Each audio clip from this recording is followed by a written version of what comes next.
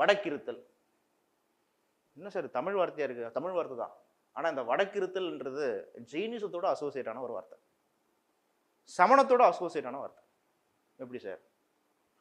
நம்ம ஊர்ல கோப்பெருஞ்சோழன் பிசிராந்தையார்னு 2 பேர் இருந்தாங்க.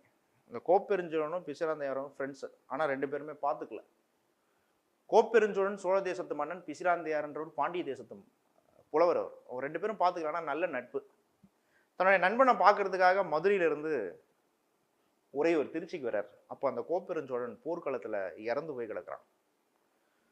பொதுவாகவே சமணர்கள் இது அதனால அவருக்கு கிரீஃப், ஒரு கஷ்டம் வந்துருச்சு. ஐயோ, முதல் தடவை நண்பனை பார்க்க வந்தா செத்து போய் கிடக்குறானே. அதனால என்ன ஆகிறாரு அப்படின்னா, வடக்கு பக்கம் நார்த் சைடு அப்படியே உட்காந்து சாப்பிடாமே செத்து போயிடுறாரு. இதுக்கு பேரு தமிழ்ல வடக்கிருந்து உயிர் துறத்தல். இதைத்தான் வடக்கிருக்கல் அப்படின்னு கொடுத்துருக்கோம்.